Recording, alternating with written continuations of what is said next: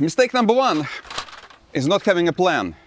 Water fasting is a pretty serious undertaking, and we collectively forgot how to do it in our modern lives. Imagine climbing Mount Everest without preparation, acclimatization, or a local guide. And that's how I pretty much started fasting back in 2005. And it wasn't fun, I can tell you.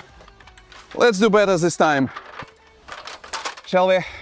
And what we can do better is to allocate triple amount of days. What I mean by that, if you plan to fast for 5 days, allocate extra 5 to prepare and extra 5 to slowly break your fast, climb down. And we'll talk about optimal duration of the fast closer to the end. Now, for these 15 days, try to stay away from the kitchen, if you can.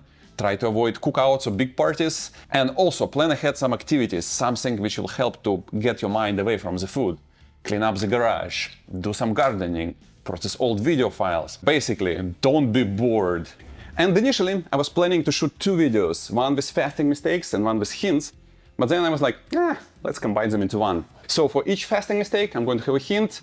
And because I actually do have more hints than mistakes, I'll save a couple good ones for the end. And the first one I've just learned during my last fast this year, and that's to have some crystal salt on your hands. Because you will run into situations when people are eating around you and you feel like uncomfortable. So you just put a couple crystals under your tongue. Yeah, and it feels amazing. Mistake number 2, as I've already mentioned, is not taking enough time to properly acclimatize. During fasting without any food intake, you'll be relying on your own fat storages, and it takes time for your body to switch from burning glucose as it's used to burning ketones. That day will come and you will feel great, but it takes time.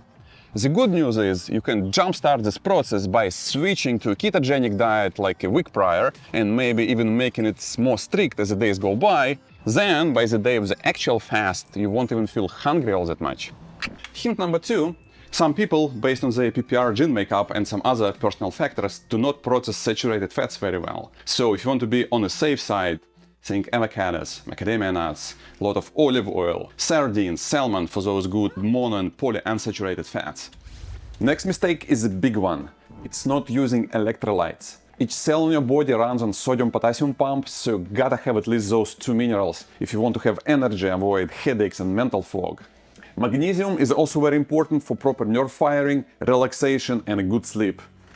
You can mix your own what's called a snake juice, or you can use a concentrate like this. I'll have a link and all the ingredients down below. If you fast for general health purposes, you can have a black coffee.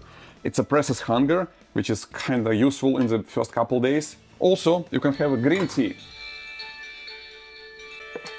It synergizes very well with autophagy induced by fasting. Mistake number 4 is not exercising. The only downside of the fasting I can think about is losing muscle mass, and that's exactly what's going to happen if you sit and preserve your strength, because your body is going to burn your muscle for glucose. On the other hand, if you go for a walk or do some light resistance training, you will signal your body to reuse available amino acids for the muscle upkeep. Plus it puts your whole mentality and energy into let's hunt mode. And here's the hint.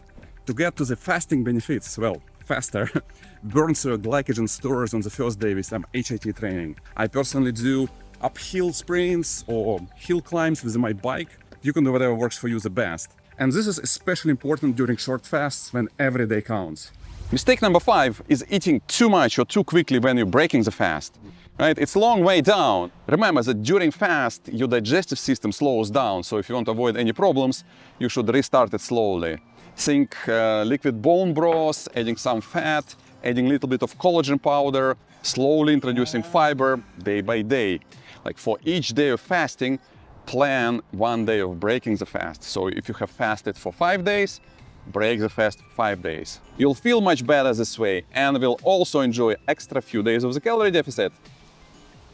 And the hint number 5, try to stick to ketogenic diet when breaking the fast. This way you will extend the therapeutic low glucose ketone index, plus you won't feel as hungry and it will be much easier to avoid all the junk food.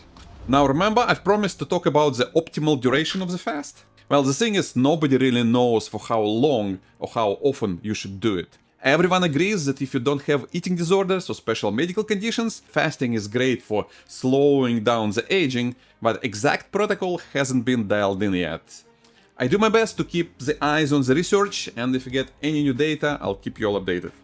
So meanwhile, what you can do is to treat fasting as an exercise of sorts, which requires some adaptation and recovery to do and get better. So listen to your body and try not to overstretch yourself, because it's much better to have positive experience this time and repeat it sooner than later without burning yourself out.